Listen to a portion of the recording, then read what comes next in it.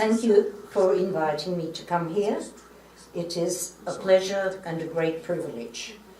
I'm ashamed to say that this is the first time I've been to Jordanville, although I grew up in the Russian Orthodox Church as it was then in exile, then it became abroad, then it became the Russian Orthodox Church outside Russia. And although I was in America professionally a couple of times, I never made it up here. And I hope at least that this will not be the last time that I'm here. Perhaps I should give some background first before I get to the interesting stuff. People ask me, what do you do? Where do you live? And I usually respond with a question of my own. Which part of my life are you interested in? Because it's been long, varied, and fortunately very eventful. I think the basic two reasons, because I have had such an interesting and varied life, is first of all because I'm Russian. I was born into a family of old emigres, the white immigration. And secondly, because I'm blessed with being a member of the Russian Orthodox Church. These two factors, I think, have determined my life and my work. As I said, my grandparents left Russia in the 1920s and lived in Yugoslavia, where I was born. Now, I can say that I was born in a country that no longer exists, as Yugoslavia has been dissolved, and I was born in a town that no longer exists. I was born in a little place called Veliki Bečkerek in Yugoslavia, just as it was being obliterated by German bombs on the 24th of September 1943. However, those two are gone, but I'm still here, and I suppose I'll be around for quite a while. After the war, you all know the history, the great movements of people across Europe. With the advancing Soviet forces, people had to flee for their lives. Hundreds and thousands of people were just walking away from the threat, not knowing where they'd end up.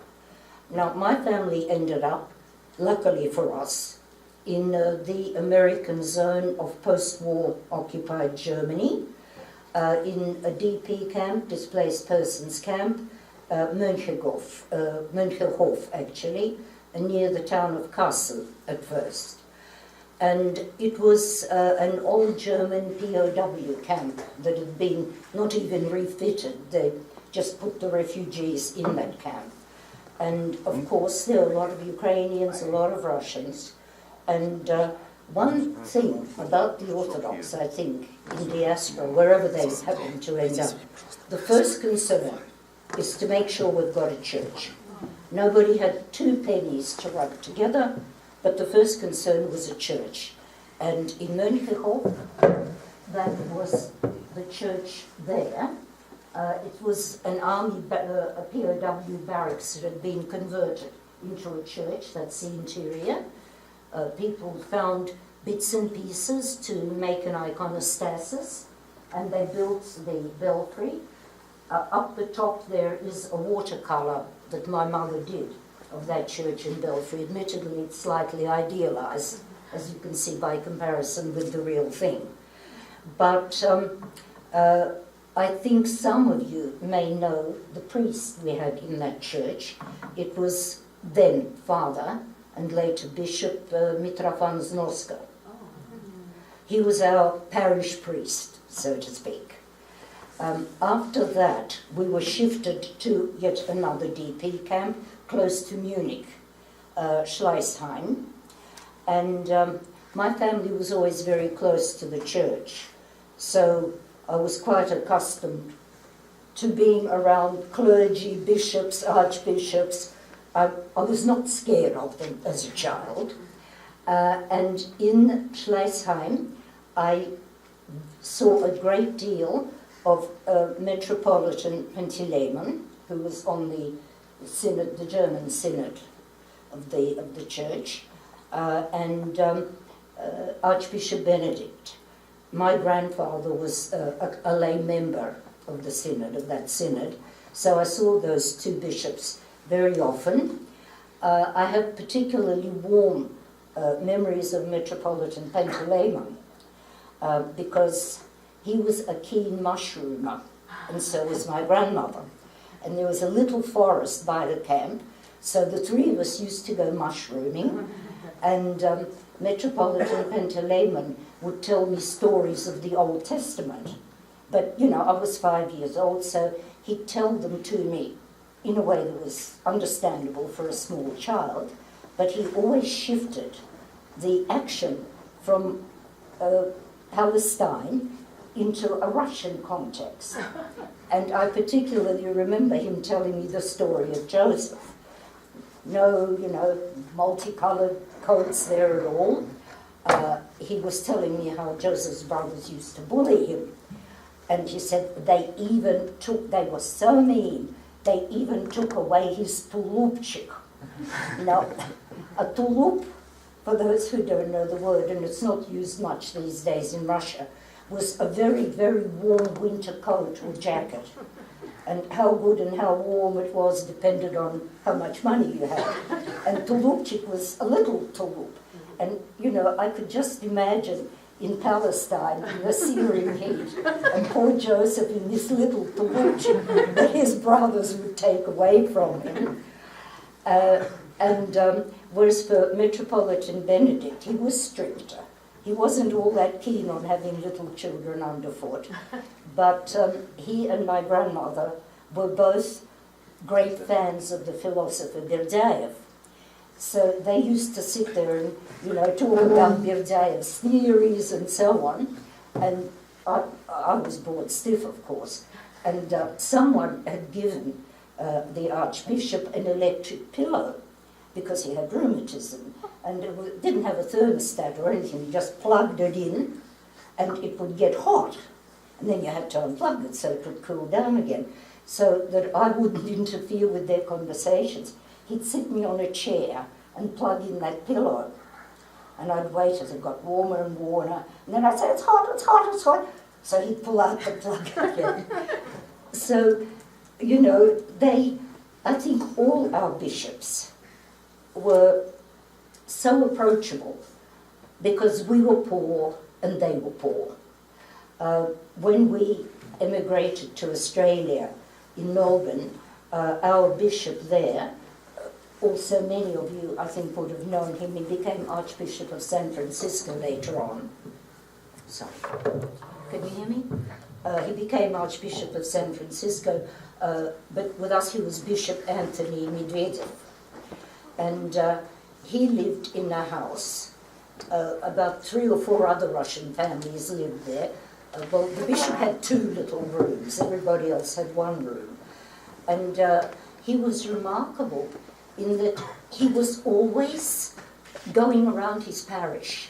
He didn't have a driver, there was no car, everybody was poor, but Bishop Anthony would travel on trams and trains, or he would always be flying along, you know, black robes in the wind and with his staff.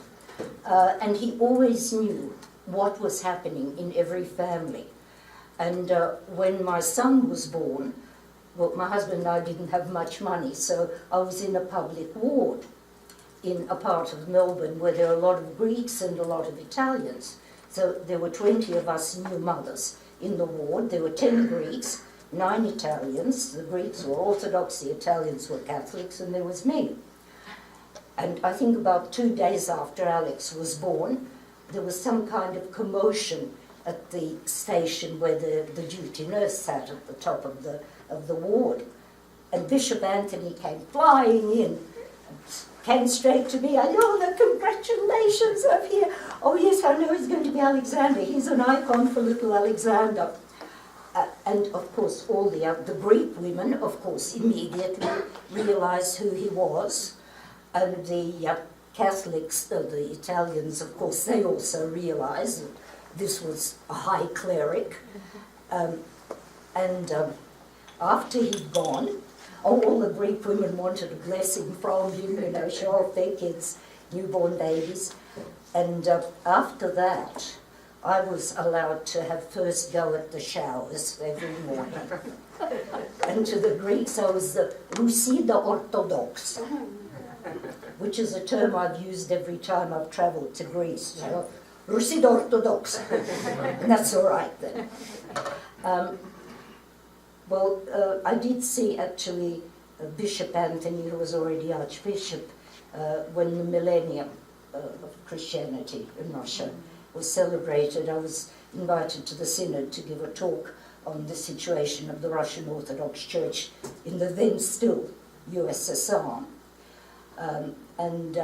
We had a wonderful time together reminiscing about everyone in Melbourne, and he'd ask what happened to this family, and oh, such and such got married. It was a lovely reunion. However, that was sort of Australia. After that, there were some very uninteresting years until at the age of 27, my husband and I, my husband was also Russian, he was born in Harbin, and we were both offered a job, positions with the Russian service of Radio Liberty. Now, for those who are too young to know, briefly, Radio Liberty was an American-sponsored radio station which broadcast to the 15 republics that made up the Soviet Union in their ethnic languages. The biggest, of course, department was the Russian department, and we worked on the news desk as news writers and copy tasters. That meant you monitored the teletypes coming in. This was before the days of emails or anything like that. There were no personal computers, and you had teletypes that clattered round and round the clock, spilling out reams of paper with news coming in from all over the world. It was terribly interesting, because something would happen somewhere and you'd know before it actually got into the papers or anything like that. And they didn't, at that stage, Radio Liberty didn't have a religious program as such. Occasionally features would be written if something came up, for example, Solzhenitsyn's letter about the situation of, but these would come through as news features. And I'd be involved in some of those, because as Russian Orthodox, ask Alyona, she knows all that sort of stuff. We were there for 8 years, and then came, I think, a turning point in my life, certainly. The first International Sakharov hearing was held in Copenhagen in 1976. And I was asked to go along there for a start to report on it for Radio Liberty, and also, because I'm bilingual, to do some translating, because a lot of the people who came were from Russia, who'd been dissidents and who'd managed to make their way out. And of course, none of them could say boo in any language but Russian. So they had to have interpreters there. And it was here that I met Michael Bordeaux. Now, Michael Bordeaux was an Anglican priest. By then, he'd already been ordained. But when he was a student at Oxford University in 1959, there was an agreement between Moscow State University and Oxford University to do a student exchange. And as he was learning Russian, he was in that group that was sent. And obviously, as he was going to be ordained anyway, he was very interested in meeting Russian Christians to find out what their situation was. Very little information at that stage escaped from there. The Western media, Western governments in general, nobody wanted to know, because the Soviet Union had been an ally during World War II, and they have their troubles, but those Russians, they're weird anyway, and they like being persecuted, ridiculous things like that. So very little information that came out was actually given the degree of publicity that it deserved. Now, while Michael was there, he met 3 Russian Orthodox women who knew that knew sort of who he was and that he'd be going back to England. And they said to him, "You've seen the situation that we are in as believers. Will you be our voice in the West?" And he took that to heart. So he was one of very, very few people who were willing to sort of swim against the tide and say that Christians are being persecuted in the Soviet Union. You know, the fact that during the 20s, hundreds of thousands of lay people, monastics, churchmen had been killed, banished, exiled, that was all forgotten. Nobody wanted to know. But here you actually had, about 1965, I think Michael, Be Our Voice, was something of a voice crying in the wilderness. Nobody really wanted to know, but a few like-minded people who had experience as diplomats of the Soviet Union, and by about 1965, there was a flow out of the Soviet Union, especially, to a lesser degree from the communist bloc countries of samizdat, self-published material that came in all sorts of forms. Well, Michael met me at this conference, and he told me, I hadn't known about Kirsten College, I hadn't known a word about it. He told me about what they did. It was really a research institute covering the situation of believers in communist countries, all the information we could get. Most of it, of course, was coming out of the Soviet Union at that stage, and most of it concerned the Orthodox Church.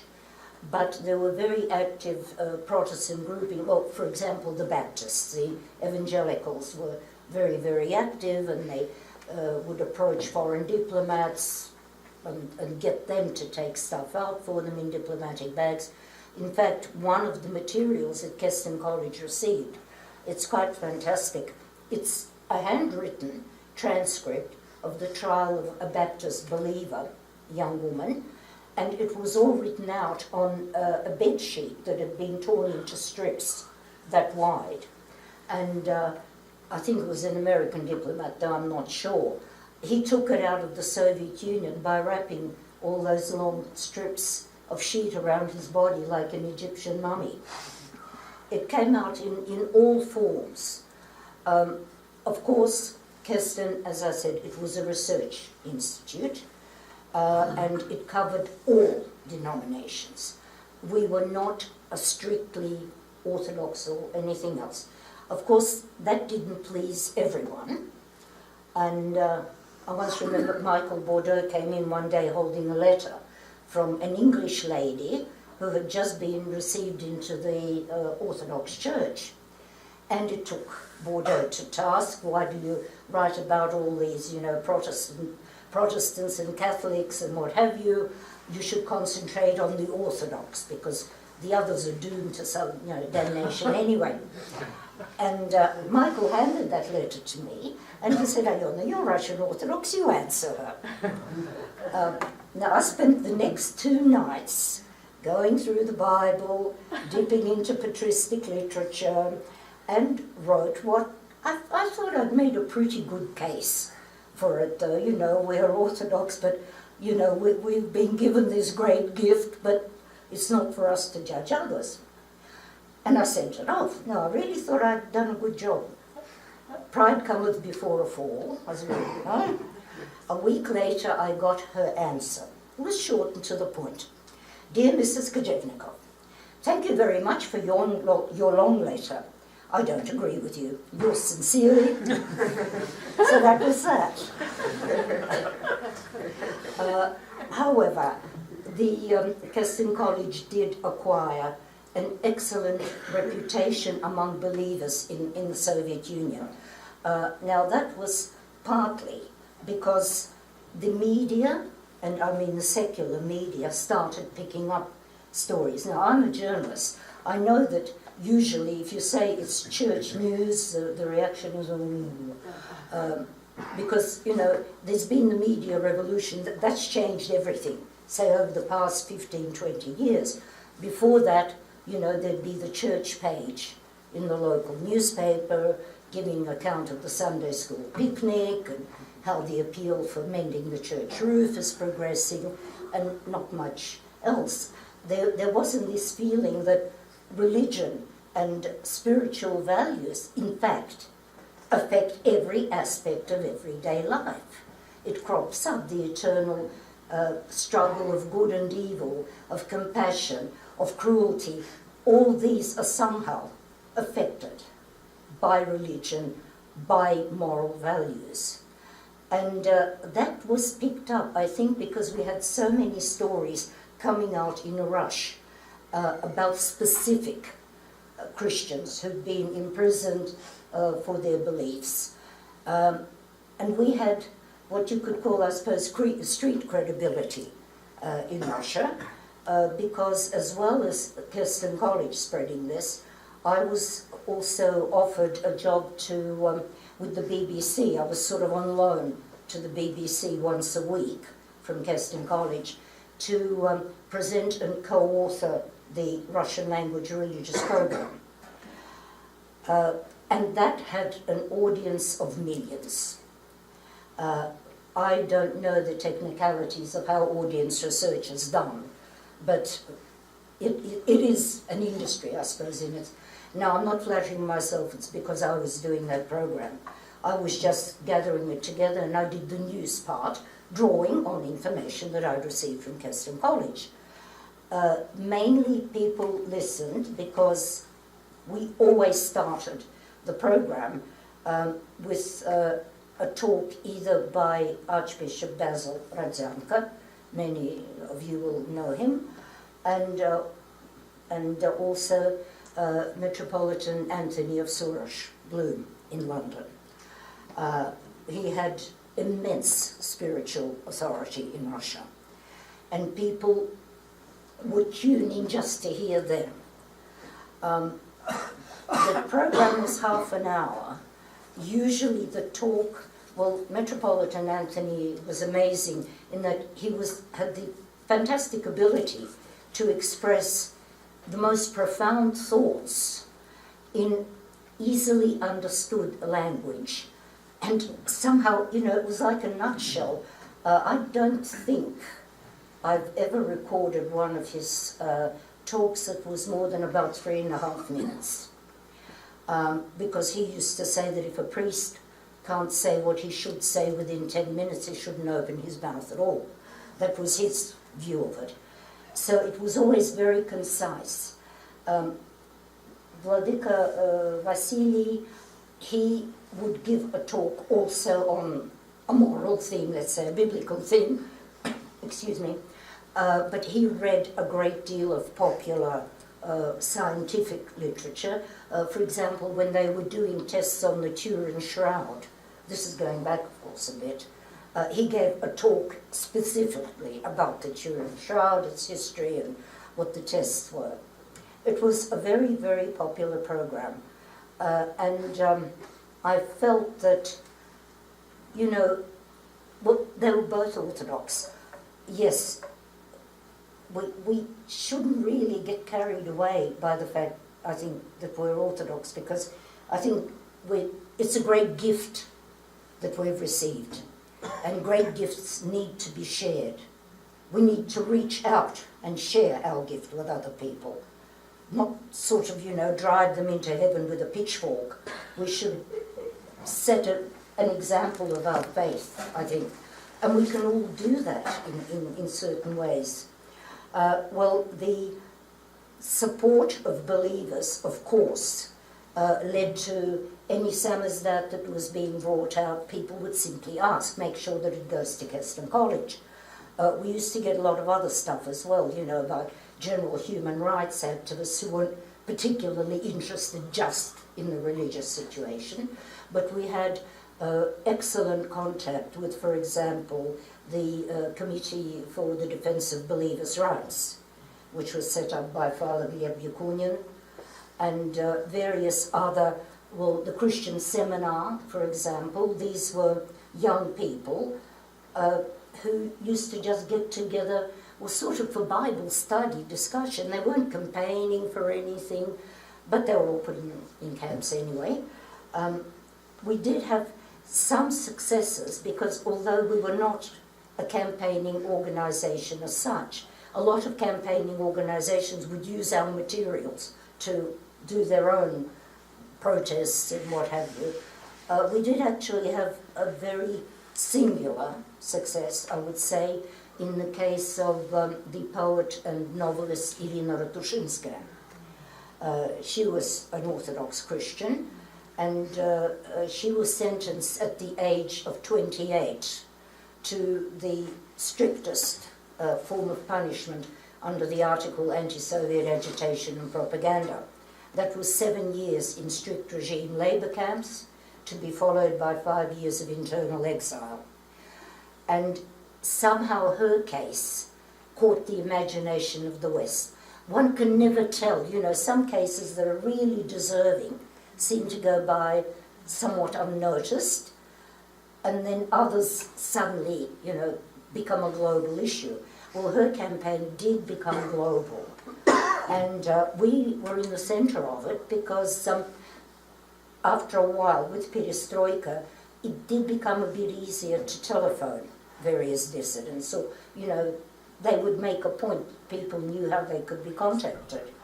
And as the sort of the token Russian at Keston College, it was my job to talk directly on the phone to these people. And I phoned Irina's husband to find out how she was in terrible conditions, described in her book, Grey is the Colour of Hope, which I urge you all to read. Not because I translated it, but because it's an amazing testimony to the faith, the strength of faith that carries people through the most terrible, terrible, unspeakable conditions. Well, this campaign picked up, and of course everyone was ringing us to find out what the latest information was. And so I phoned her husband, and now I had no way of knowing whether it was him. He equally had no way of knowing. Okay, he said, yes, I know Alyona Kojevnikova does the religious program, because by that time I was doing two. I was also doing one for Radio Liberty called Not by Bread Alone. But he said, you don't really sound like her. And I said, well, you know, it is me, and I don't know who you are really. Are you Igor Gerashchenko? Anyway, we sort of battered that back and forth a bit. And then I said, you know, I am a great fan of your wife's poetry, and my favourite poem is the one about an old dragon who's lying there remembering when he was young and strong, and now he's old and his scales are falling, and he's having trouble breathing fire and brimstone. So I said the first two lines, and then I said, oh, what's the next line? And he immediately came up with the next line and a few more. So, you know, we exchanged this for a while, and we ended up laughing. And we were in touch with him all the time. So we were actually, he phoned me one morning and said, Irina's been released. So, of course, it was about 8 o'clock in the morning, I think, and he was using someone else's phone. Anyway, we immediately put the information out. But that was straight after the Gorbachev and Reagan summit in Reykjavik. Now, I wasn't at that particular press conference, but journalist friends of mine were. And they said, I mean, the press presence was enormous, because the very fact that, you know, Gorbachev and Reagan were meeting. And Walter from UPI, friend of mine, he was standing near the gangway when Gorbachev came off the plane. And there's all the waiting press, and before anyone could ask anything, Gorbachev said, I'm not answering any questions about Ratushinskaya. She's been released. So that was a wonderful thing to happen. I must say, luckily for me, I had the chance to, I suppose, stand beside some of the movers and shakers of history. Gorbachev, whom I didn't like, but for reasons I'll go into after. But I was very fortunate, I think. Well, first of all, Metropolitan Anthony, the fact that I was able to see so much of him. that, I think, has shaped my own life, my views and my practice of the faith in many ways. But he was a unique case in point. I was given a security clearance, top-level security clearance by the Foreign and Commonwealth Office of Britain to translate at top level, you know, sort of secret meetings, that sort of thing. And one of the people I interpreted for was Margaret Thatcher, who was then Prime Minister. Now, she was an amazing woman. She was extremely approachable. People, you know, they called her, she had this thing, the Iron Lady and so on.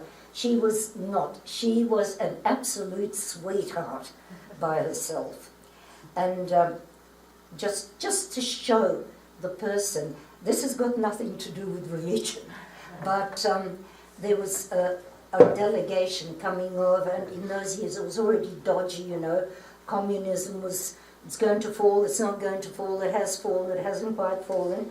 Anyway, there was a delegation coming over, high enough for Thatcher to go to Heathrow Airport to meet them. There were supposed to be 5 people, in fact 20 of them came off the plane. Probably someone had been rewarded by a trip to London or whatever. But before the plane came in, we travelled to Heathrow Airport and sort of going through various security checks and so on, to what was called the VIP lounge. Now, everyone's idea of a VIP lounge, I think, is about the same. You know, good couches and coffee tables, maybe a bar or whatever.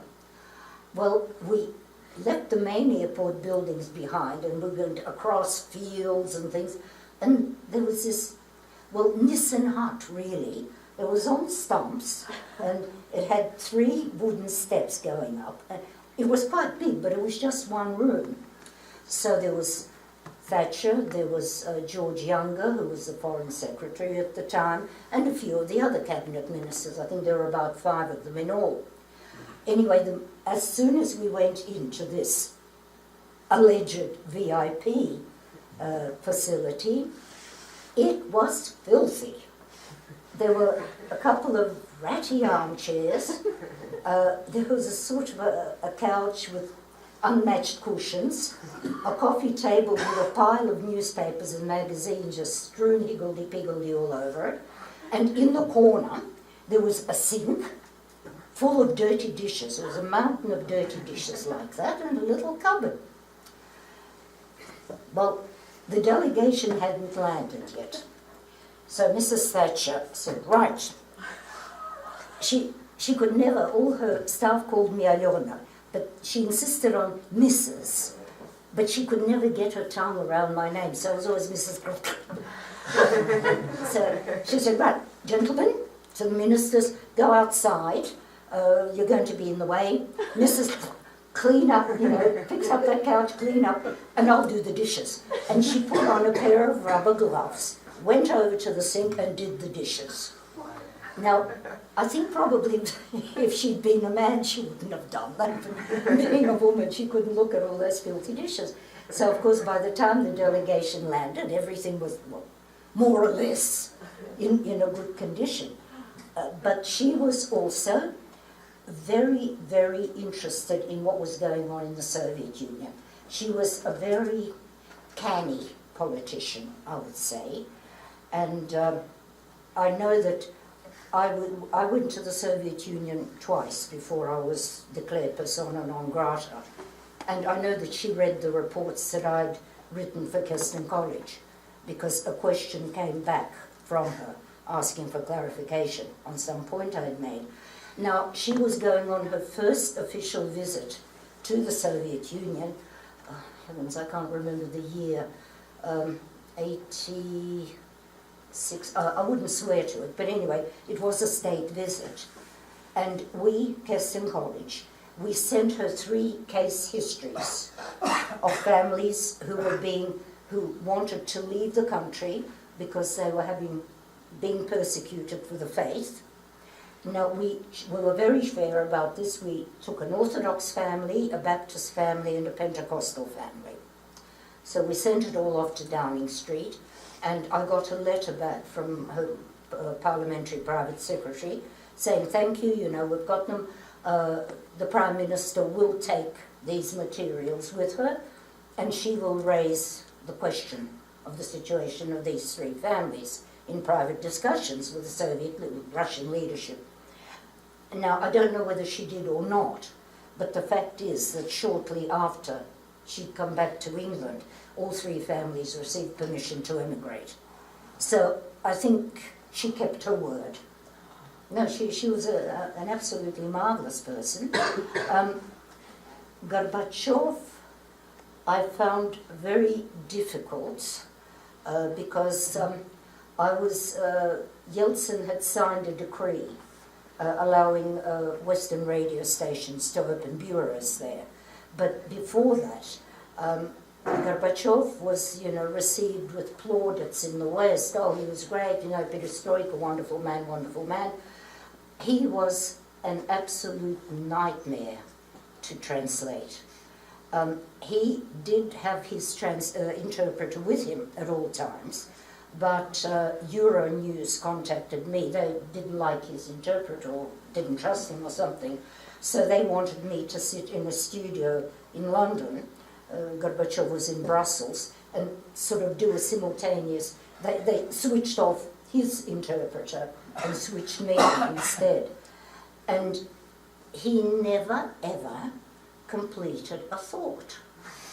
It would just tail off in the middle, and of course everyone thinks that the interpreter's doing a rotten job, and it's not the interpreter's fault, because you are not allowed to change anything. Even if the speaker is an idiot, you have to translate exactly what the idiot says. You can't fix it, or editorialize. And he was absolutely dreadful. But later, when the Radio Liberty Bureau was open, I was sent over there to sort of set it up from scratch. Now, if I'd known what was involved, I probably would have backed out of it, but I didn't.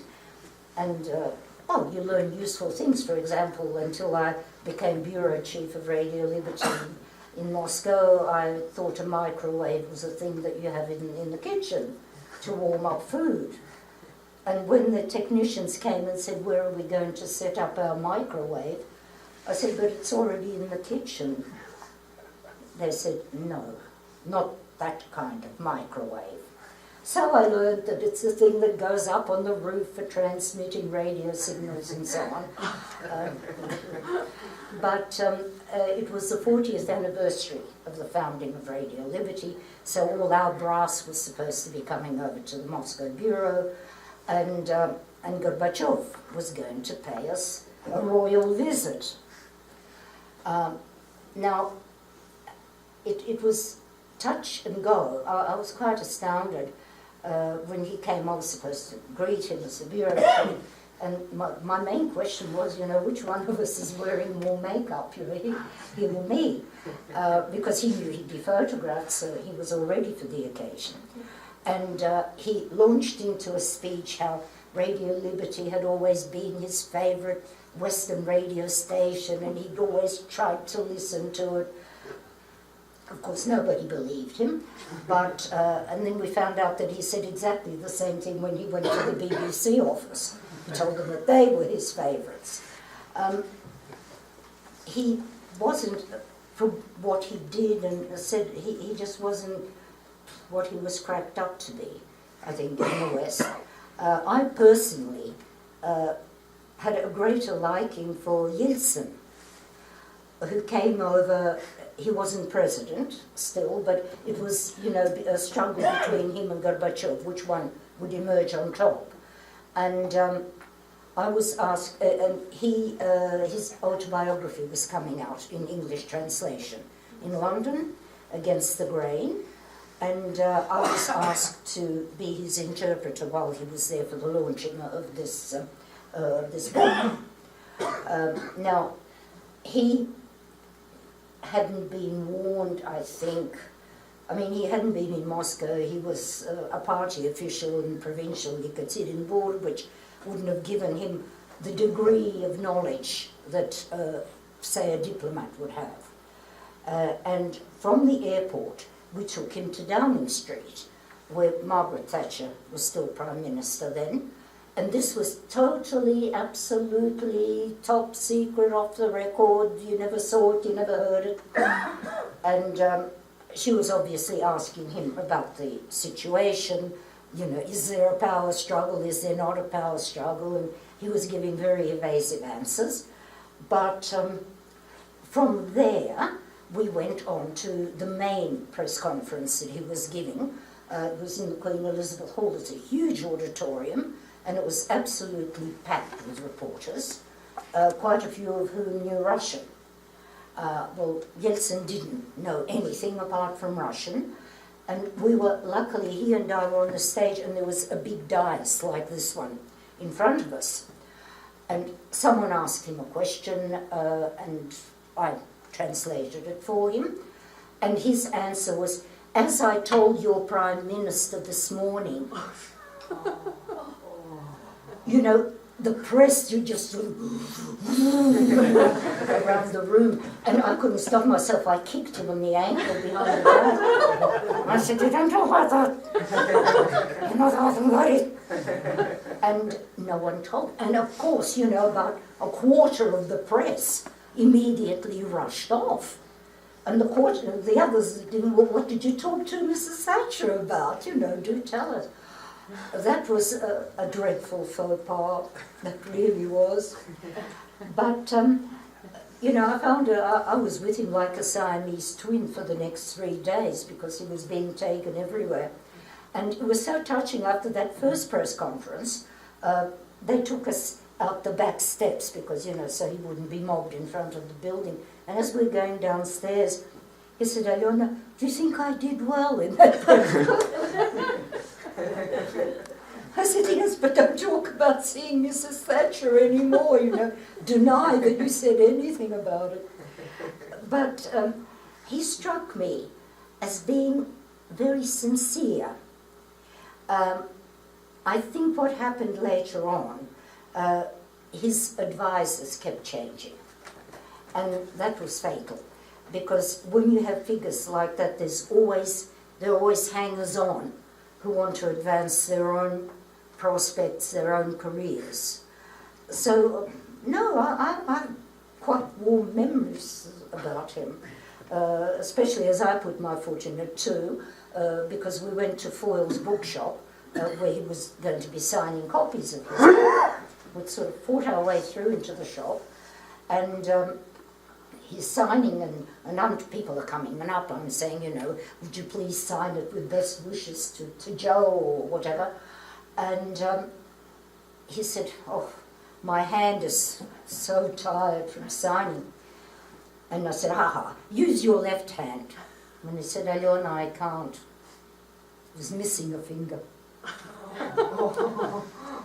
Apparently when they were kids, you know, during the war or after the war, they were fiddling around with munitions that had been left behind, and either a bullet or something, anyway, his finger was blown off. So there you are, you know, you have to be very careful. Are we running out of time? Actually, we are just on time.